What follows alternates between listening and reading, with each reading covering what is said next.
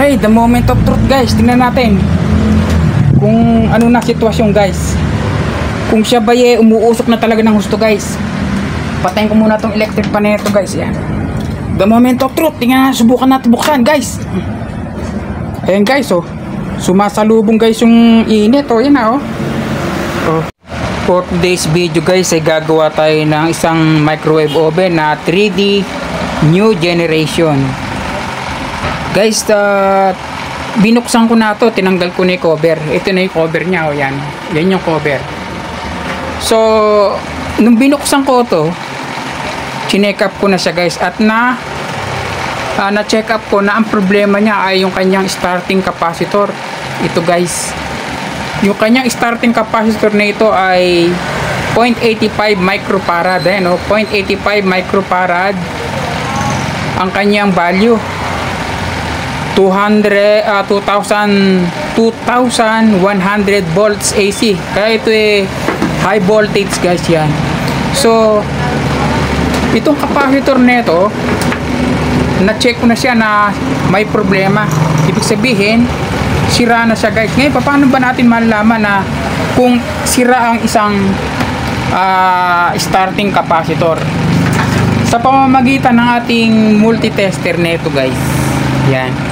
Ay malalaman natin kung buo pa o sira na yung ating starting capacitor. Ngayon, paano nga ba ang tamang pag-check ng ganitong klase ng starting capacitor?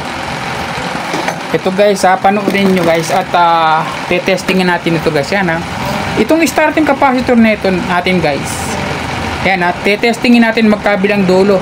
Pag ito pumalo at hindi bumalik, ibig sabihin shorted ito. Ayan o.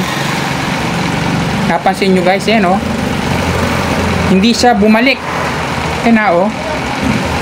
Kasi ang mga starting capacitor, pagka chinek mo yan, pag pumalo sa ganyan at bumalik, buo yun. Ito guys, hindi siya bumalik. Ibig sabihin shorted. Na o. Shorted siya guys. Ayan na o. Hindi siya bumabalik pagka siya ay nag-deflect. Ngayon, itong alamin natin kung yung kanyang diode nito ay buo pa. Kasi itong diode kapag once na yun pumalo, ibig sabihin, aliwa ito, positive. Pagka ito ayan, positive siya, yan. Ibig sabihin yan guys, buo siya, buo. Pagka binaliktad natin siya, kailangan hindi siya pumalo. Pag pumalo yan, shorted din siya. O yan o, nakita nyo. Ibig sabihin, buo pa yung ating high power, itong ating diode. Yan na o. Dito, papalo yan. Ayan na o, yan o. Yan, pumapa. Ibig sabihin, ito yung kanyang tinatawag na positive. Ito naman ang negative. Kailangan hindi siya pumalo. Pag pumalo, shorted. Ayan o. Yan o, hindi siya pumalo. O yan o. Tingnan nyo yung ating tinatawag na yan o. Pag dito sa pula at pumalo, buo siya. Yan o. Pagka dito at hindi pumalo, buo talaga. Ayan. Ngayon, itong ating starting capacitor nito, nag-order na ko sa Shopee. May dumating dito, galing ng Shopee. Ito, yung nasa box niya ito guys. Ayan. Papakita ko sa inyo. Yung in-order kong starting capacitor sa Shopee. Ito, At may kasama rin pa siyang kit ng fuse. Ayan, At may kasama pa siya guys dito na diode. Hindi lang yan guys, may kasama rin siyang fuse kasi nag-broke yung fuse niya. Ito yung fuse, may dumating na fuse. So itetest na natin ito guys kung paano ba yung tinatawag na ito. Malalaman natin ito. Ito yung buo na capacitor. Pagka tinest natin yan guys, yan, pag tinest natin yung isang side na yan dito, pag pumalo siya at bumalik, yun ang tinatawag na good. Ayun na, pagka tinest natin siya at pumalo at bumalik, good guys, yun yan, Ayan, nakita nyo? Pagkabila yan. Pagka pumalo at bumalik, yun. Good. Ito rin guys, malalaman. Ito yung tinatawag na positive. Yan yung positive, ito naman yung negative. Ayan na, oh. Yan, tama yan. Ito naman ay ito yung negative. Ito yung positive, hindi siya papalo. Kasi nga, ito yung tinatawag nating negative, ito yung positive. Kaya hindi siya, ito papalo yan kasi ito talaga yung positive, eh. Yan, oh. So, napag-alaman natin guys na itong dating kanyang diode ay buo pa ito. Ito na lang ang gagamitin natin guys, yung dati niyang diode. So i-install ko to at papakita ko sa inyo na gumagana na to guys. I-install natin ito. Yan, install natin at ilagay na natin yung bagong tinatawag nating starting capacitor. Yan, gamitin na natin dito yan. Yan,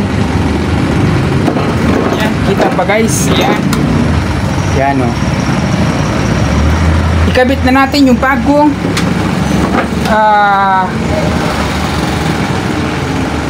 siguro yung fuse nito papalitan na natin, yung fuse na lang sa loob kasi open ito, eh. Ito guys, oh.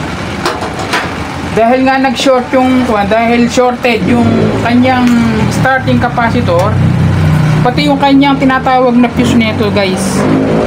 Ito, oh. Yung fuse niya nito, you know, pansinin nyo, ha. Yan, oh. Walang palo. Ibig sabihin walang deflection. Open yung kanyang fuse. Kaya papalitan natin yung fuse niya nito. Papalitan natin yung fuse ng fuse na dumating dito guys. Ito yung bagong fuse nito, ipapalit natin. Itong fuse nito ang ipapalit natin guys sa kanya.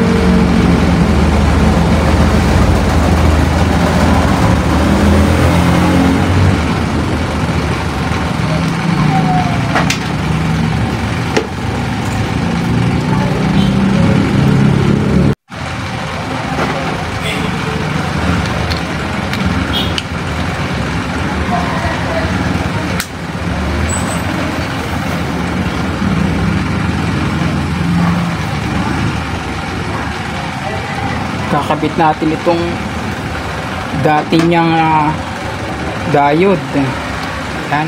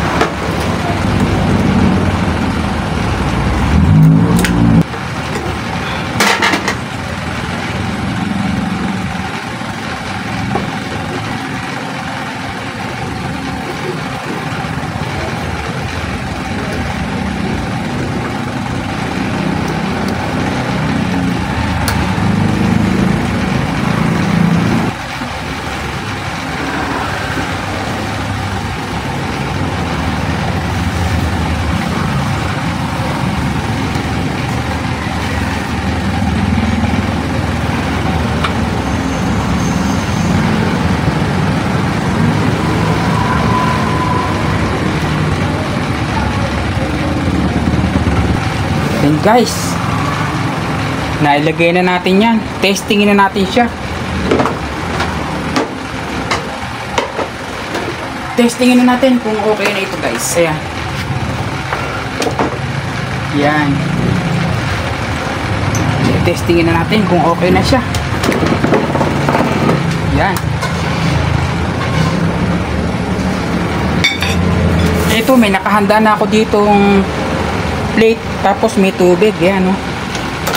Ilalagay na natin dito sa loob. Yan. Yan guys.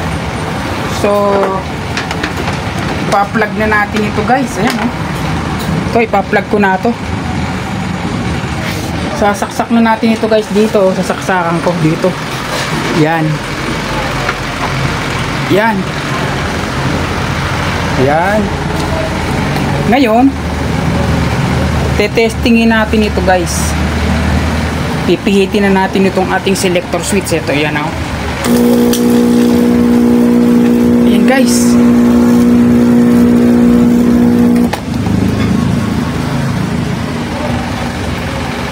Malalaman natin ito guys kung iinit ba siya guys.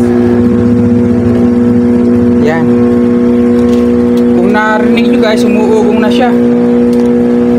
Yan o, may ilaw sir yan o, may ilaw. Sabihin, nagpapunction yung ilaw niya. Hindi na tayo guys kung ito ay init na guys. Hindi na tayo.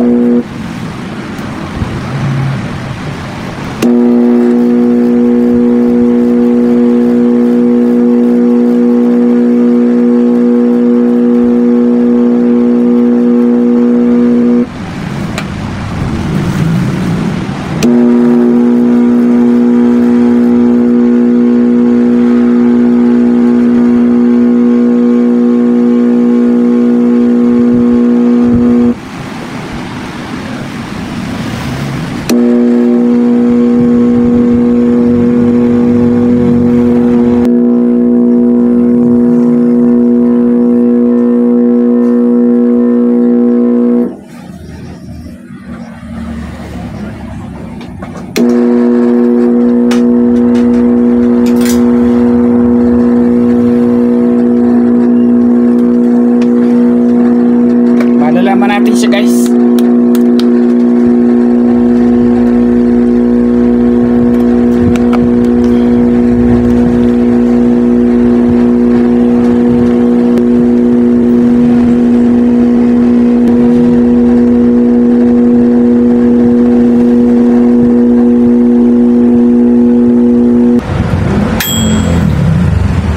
Okay, the moment of truth guys. Tingnan natin kung ano na sitwasyon guys.